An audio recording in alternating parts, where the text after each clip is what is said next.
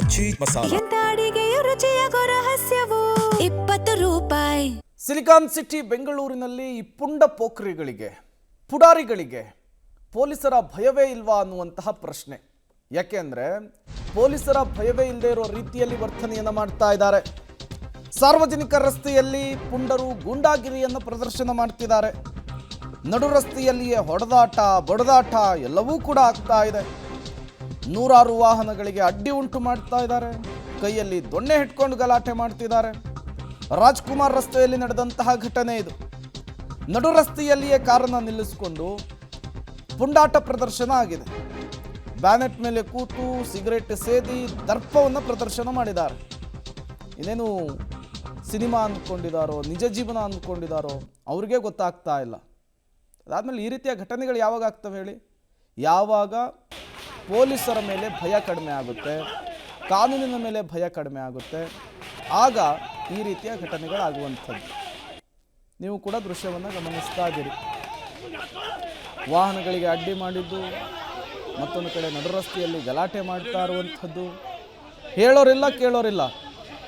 ಪೊಲೀಸರು ಬಂದರೆ ಬೆಂಡೆತ್ತಾರೆ ಅನ್ನೋ ಭಯ ಇಲ್ಲ. ಕೋರ್ಟು ಕೇಸು ಅಂತೇಳಿ ಅಲ್ದಾಡಬೇಕಲ್ವಾ ಅನ್ನುವಂತಹ ಟೆನ್ಷನ್ ಇಲ್ಲ.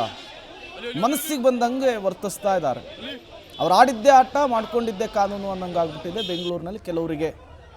ಇದರಿಂದ ಸಾರ್ವಜನಿಕರಲ್ಲಿ ಈಗ ಭಯದ ವಾತಾವರಣ. ನೀವು ಕೂಡ ದೃಶ್ಯವನ್ನು ಗಮನಿಸ್ತಾ ಇದ್ದೀರಿ. ಕೈಯಲ್ಲಿ ದೊಣ್ಣೆ, ಗ್ಯಾಂಗ್ ಕಟ್ಕೊಂಡು ವಾರು, ಮನಸ್ಸಿಗೆ ಬಂದ ರೀತಿಯಲ್ಲಿ ವರ್ತಿಸ್ತಾ ಇದ್ದಾರೆ. ಡೀಟೇಲ್ಸನ್ನು ಕೊಡೋದಕ್ಕೆ ನಮ್ಮ ಪ್ರತಿನಿಧಿ ಮಾರುತಿ ಸಂಪರ್ಕದಲ್ಲಿ ಜಾಯ್ನ್ ಆಗಿದ್ದಾರೆ. ಮಾರುತಿ, ಏನಿದು ಗಲಾಟೆ? ಪ್ರೇಮ್, ಈ ಗಲಾಟೆ ಆಗಿರುವಂಥದ್ದು ಗುರುವಾರ ಸಂಜೆ 9:30 ಸಂದರ್ಭದಲ್ಲಿ.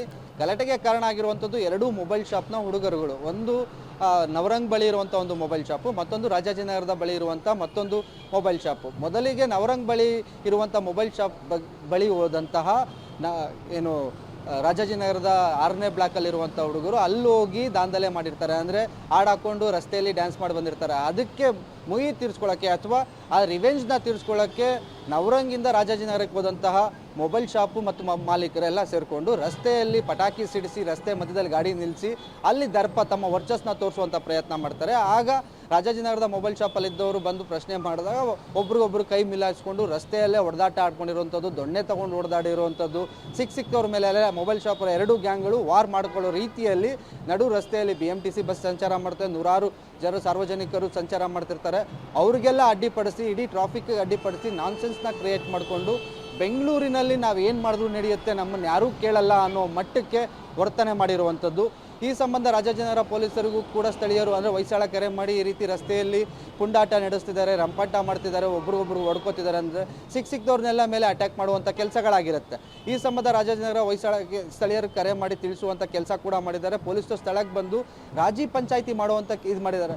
ಇಂಥ ಒಂದು ನ್ಯೂಸೆನ್ಸ್ ಕ್ರಿಯೇಟ್ ಮಾಡಿಕೊಂಡು ಸಾರ್ವಜನಿಕ ರಸ್ತೆಯಲ್ಲಿ ಇಷ್ಟರ ಮಟ್ಟಿಗೆ ದಾಂಧಲೆ ಮಾಡಿ ಒಬ್ರಿಗೊಬ್ರು ದೊಣ್ಣೆಯಲ್ಲಿ ಹೊಡೆದಾಡಿಕೊಂಡು ನಡು ರಸ್ತೆಯಲ್ಲಿ ಕಾರ್ ನಿಲ್ಲಿಸ್ಕೊಂಡು ಕಾನೂನು ಮೀರಿ ಎಲ್ಲ ಟ್ರಾಫಿಕ್ನ ಸಮಸ್ಯೆ ಮಾಡಿಕೊಂಡು ರಸ್ತೆ ಬ್ಯಾನೆಟ್ ಮೇಲೆ ಕೂತ್ಕೊಂಡು ಸಿಗರೇಟ್ ಸೇದ್ಕೊಂಡು ದರ್ಪ ತೋರಿಸುವಂಥವ್ರಿಗೆ ಪೊಲೀಸರು ರಾಜಿ ಸಂಧಾನ ಮಾಡಿ ಕಳಿಸ್ಬಿಟ್ರ ಅನ್ನೋಂಥ ಅನುಮಾನ ಈಗ ಸಾರ್ವಜನಿಕರಲ್ಲಿ ಮೂಡ್ತದೆ. ಅಂದರೆ ಇಷ್ಟೆಲ್ಲ ಮಾಡಿದ್ರು ಕಾನೂನಲ್ಲಿ ಯಾವುದೇ ರೀತಿ ಆ್ಯಕ್ಷನ್ ತೊಗೊಳ್ಳೋದಿಲ್ವಾ, ಮಾತುಕತೆ ಮಾಡಿ ಕಳಿಸ್ಬಿಡ್ತಾರ ಅನ್ನುವಂಥ ಪ್ರಶ್ನೆ ಕಾಡ್ತಿರುವಂಥದ್ದು. ಇದೀ ಸಂಬಂಧ ಈ ರೀತಿಯ ಪದೇ ಪದೇ ಘಟನೆಗಳು ಆಗದೇ ಇರಬೇಕಂತ ತಡಿಬೇಕಂದ್ರೆ ತಕ್ಕ ಪಾಠ ಕಳಿಸುವಂಥ ಕೆಲಸಗಳಾಗಬೇಕು.